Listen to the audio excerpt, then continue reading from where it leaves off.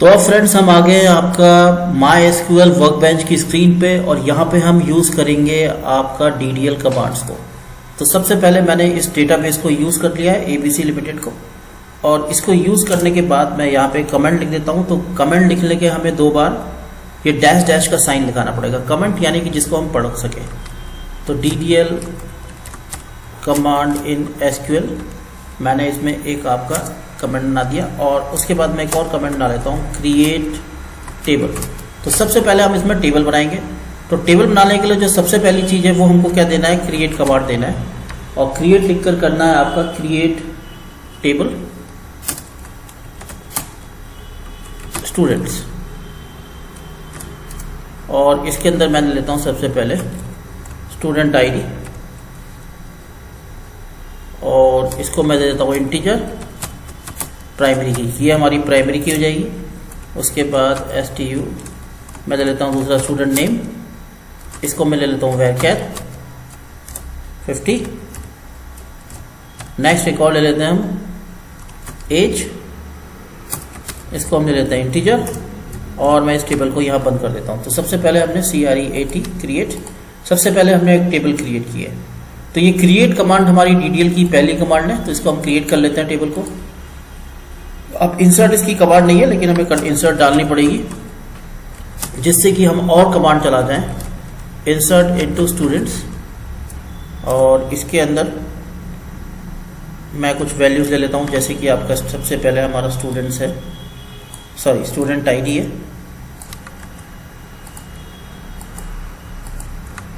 फिर मैं कॉमा लगाता हूं, उसके बाद मैं ले लेता हूं स्टूडेंट नेम, और फिर कॉमा लगा के फिर आपका एज। तो ये तीनों चीज़ें हमने इसके अंदर ले ली हैं आपकी, यानी कि ये बेसिकली अब इसके अंदर हम वैल्यूज़ डालेंगे। और वैल्यूज़ डालने के लिए मैं 1 डालता हूँ, इसमें कोई नाम लिख लेता हूँ, और फिर उसकी एज डाल देता हूँ 20, क्लोज कर देते हैं, कॉमा लगाते हैं, 2 डाल देता हूँ, इसको भी क्लियर कर देता हूँ मैं 19,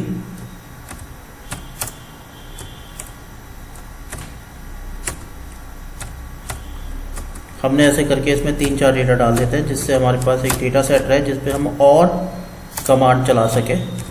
मैं 4 भी ले लेता हूँ, इसको भी मुझे कॉमा में लिखना पड़ेगा रवि, क्योंकि ये आपका इंटीजर है, varchar है 19 22, और ये हमने क्लोज कर दिया। और यहाँ पे हमें कॉमा लगाना है, तो मैं यहाँ पे भी कॉमा लगा देता हूँ, तो ये हमारा इंसर्ट हो जाएगा डेटा। तो हम क्या कर सकते हैं, आपका डेटा इंसर्ट कर दिया। अब जो हम नेक्स्ट कमांड चलाएंगे इसकी, तो सबसे पहले तो हम क्रिएट कर ही चुके हैं। अब नेक्स्ट कमांड क्या होगी, ऑल्टर टेबल। ऑल्टर में मैं क्या चाहता हूँ कि जो हमारी टेबल है मैं इसमें ईमेल भी उनका जोड़ दूँ। टेबल बनाने के बाद अगर मैं इसमें ईमेल जोड़ना चाहता हूँ तो ईमेल भी जोड़ सकता हूँ। तो मैं यहाँ पे एक कमेंट लिख लेता हूँ। नेक्स्ट कमांड है हमारी ऑल्टर कमांड इन SQL। अब ऑल्टर करने के लिए हमें लिखना पड़ेगा ऑल्टर टेबल, और टेबल का नाम जो कि हमारा स्टूडेंट्स, और फिर मैं इसके अंदर करता हूँ ऐड ईमेल, और ईमेल लिखने के बाद मैं कर देता हूँ varchar, और इसमें मैं दे देता हूँ 100, और इसको क्लोज कर देता हूँ। तो ऑल्टर कमांड से हमने स्टूडेंट टेबल में एक आपकी ईमेल भी हमने इसमें ऐड कर दिया। ये रन हो चुका है, देखो अगर नीचे ग्रीन हो गया तो रन हो चुका है।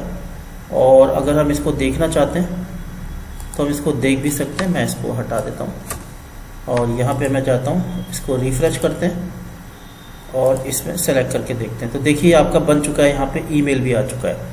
तो ईमेल कमांड से हम क्या कर सकते हैं आपका, और सॉरी अल्टर कमांड से क्या कर सकते हैं हम इसमें आपका अल्टर कर सकते हैं। इसके अलावा अगर हम अपने स्टूडेंट की कुछ इन्फॉर्मेशन को चेंज करना चाहते हैं, जैसे कि मान लो ये हमारा इन्फॉर्मेशन, अगर हम इसकी एज 22 करना चाहते हैं सागर की, तो उसके लिए हमें क्या करना पड़ेगा, इसमें अपडेट कमांड का यूज़ करना पड़ेगा।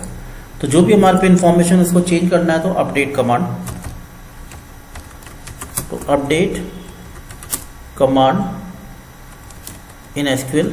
तो ये सब कमांड हमारी DDL के अंदर आएगी, डेटा डिफाइन लैंग्वेज, यानी कि जो हमारा स्कीमा जो हमने डिफाइन किया है उसमें हम जो भी आपको चेंजेस कर सकते हैं। तो स्ट्रक्चर के अंदर हम इसके डेटाबेस के अंदर जो भी हम चेंजेस करते हैं वो सब किसके अंदर आते हैं, जिसके अंदर हम ऑल्टर, मॉडिफाई और ये सब चीज़ें कर रहे हैं। तो अपडेट इन एसक्यूएल। अब अपडेट के लिए मुझे एक अपडेट कमांड लिखनी पड़ेगी, अपडेट स्टूडेंट्स, और मैं कहता हूं कि set age is equal to 23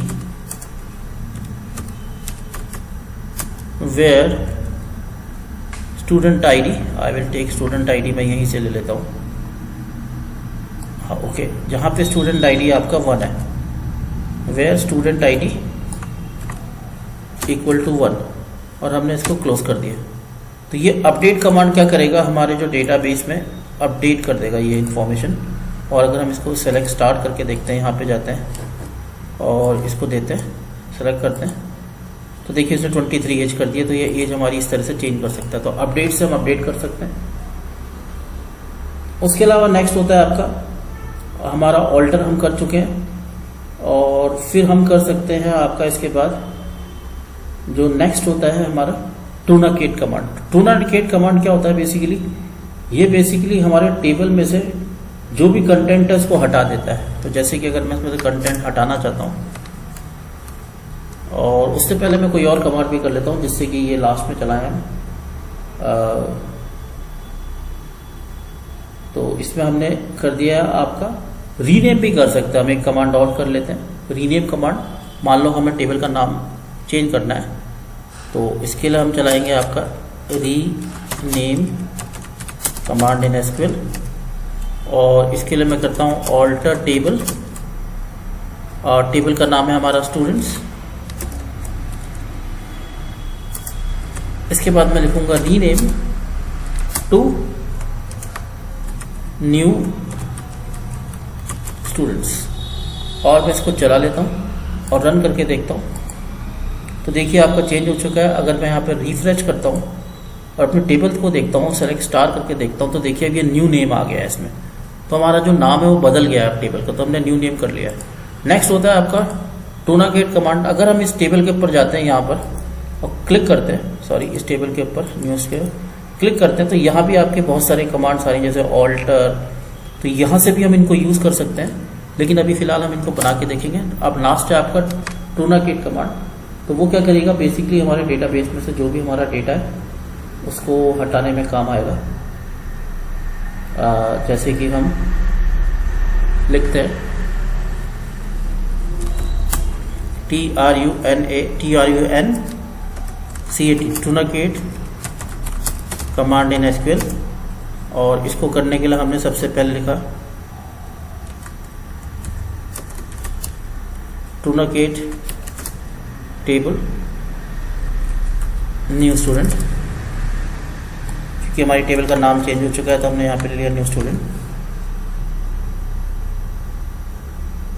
TRUN, okay TRUN, ये ए नहीं है इसमें, मेरे को ए हटाना पड़ेगा। और ये देखिए अब आपको हम इसको चेंज कर सकते हैं, जो भी इसमें डेटा है इसको हटा सकते हैं। इसको सेलेक्ट किया, रन कर दिया, तो रन हो चुका है। और अगर मैं अपनी टेबल को अब चला के देखता हूँ तो देखिए इसमें से डेटा हट चुका है। तो इस तरीके से हमने इसमें जो कमांड्स करी हैं वो हैं आपकी, सबसे पहले हम समझ लेते हैं एक बार क्रिएट टेबल कमांड, जिसके अंदर हमने टेबल बनाई है। फिर हमने करा है आपका जो नेक्स्ट करा है वो करा है हमने आपका ऑल्टर कमांड, जिससे कि हमने ऑल्टर किया है। इंसर्ट मैंने कमांड इसलिए दी थी जिससे कि हम इसमें कुछ चेंजेस कर पाएँ। ऑल्टर से हम अपना ऑल्टर कर सकते हैं, जैसे हमने ईमेल ऐड किया। अपडेट कमांड, कोई भी डेटा है इसको बदल सकते हैं, है ना। उसके बाद हमने दिया आपका रीनेम, तो रीनेम से हम अपने डेटा को रीनेम कर सकते हैं, अपने जो भी टेबल है उसको। और टूनाकेट कमांड जो कि हमारे जो भी रोज है उसको सारे के सारे डिलीट कर देता है। तो that's all in this video. So नमस्कार दोस्तों, तो आज के इस वीडियो में हम सीखेंगे आपका DQL कमांड, यानी कि डेटा क्वेरी लैंग्वेज। तो DQL कमांड में क्या होता है, वो एसक्यूएल की वो कमांड होती है जिनसे कि हम कुछ क्वेरीज पूछ सकते हैं। और इसमें जो प्राइमरी कमांड होती है वो होती है सेलेक्ट, यानी कि अगर हमारे पास टेबल है, हम उसमें से डेटा को एक्सट्रैक्ट करना चाहते हैं, तो उसके लिए हम सेलेक्ट कमांड का यूज करके डेटा को फिल्टर कर सकते हैं, जो भी हम फिल्टर करवाना चाहते हैं। और अगर हमारे पास 2 टेबल है तो 2 टेबल में से भी यूज कर सकते हैं। तो पहले पार्ट में हमने किया था आपका DDL कमांड, यानी कि डेटा डिफाइन लैंग्वेज, जिसमें हमने बात की थी कि जब हम कोई स्ट्रक्चर बना लेते हैं तो उसके अंदर हम कैसे डेटा को क्रिएट करते हैं, जैसे टेबल्स को क्रिएट करते हैं, ऑल्टर करते हैं, ड्रॉप करते हैं, और ये कमांड्स होंगी आपकी सेलेक्ट से रिलेटेड। तो DDL stand for data define language, और DC और आपका DQL stand for data query language. तो अब हम सीखेंगे आपका DQL कमांड। तो अब फ्रेंड्स हम आ गए हैं आपका MySQL वर्कबेंच की स्क्रीन पर, और यहाँ पे हम सीखेंगे आपका DQL कमांड। तो हमारे पास एक डेटाबेस है ABC लिमिटेड, इसके अंदर एक टेबल है न्यू स्टूडेंट्स। तो अगर हम इसमें से कुछ डेटा निकालना चाहते हैं तो हमें क्या देना पड़ेगा, select star from new underscore students, और मैं इसको रन कर दूंगा। इसको रन करने के लिए पूरा सिलेक्ट करना पड़ेगा, रन करना पड़ेगा, तो ये जो भी इसके अंदर डेटा है उसको दिखा देगा। तो सेलेक्ट कमांड इसके लिए यूज होती है। अभी हमारे पास एक ही टेबल है, तो हम अभी फ्रेश है, तो पहले हम एक ही टेबल में सीखेंगे कि कैसे यूज कर सकते हैं। अब हमारे पेज में जो कॉलम्स हैं वो है student ID, student name, age और ईमेल। सपोज हमको इसमें से स्टूडेंट नेम और एज ही निकालना है, तो हम कैसे यूज करेंगे, तो हम फिर से लिखेंगे सेलेक्ट स्टूडेंट अंडरस्कोर ID,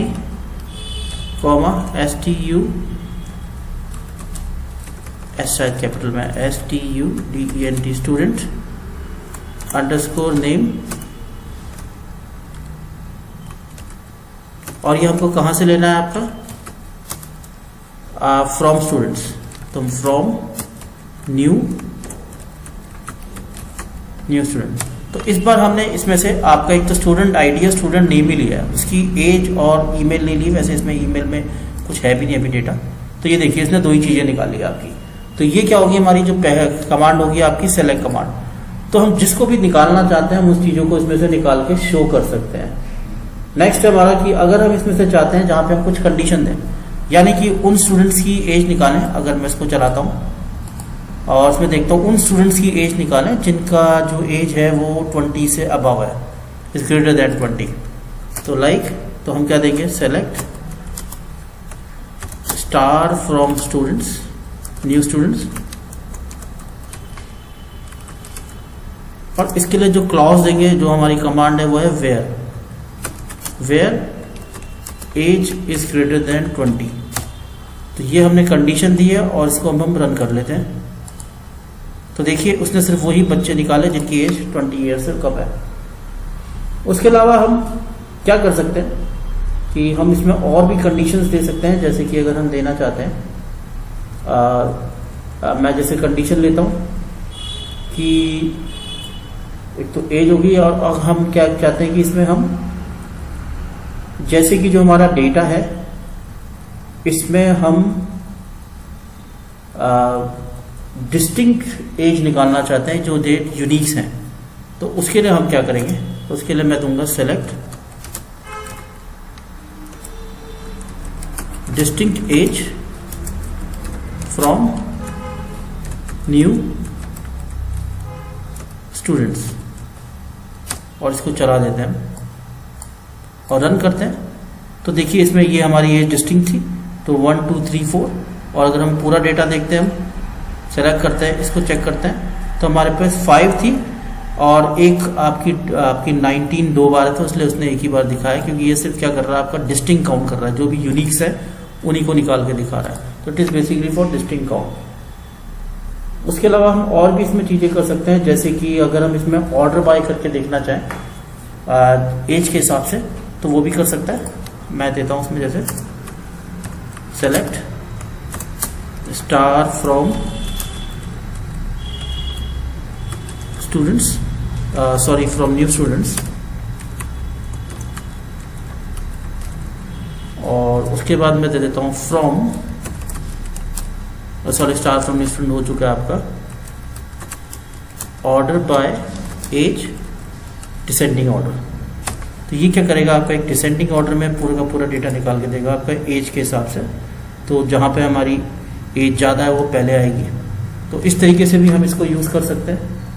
और इसमें हम थोड़ा सा इसको काउंट भी कर सकते हैं, ग्रुपिंग भी कर सकते हैं, ग्रुप बाय भी कर सकते हैं। जैसे हम ग्रुप बाय करके देखेंगे इसमें, जैसे कि सेलेक्ट एज काउंट स्टार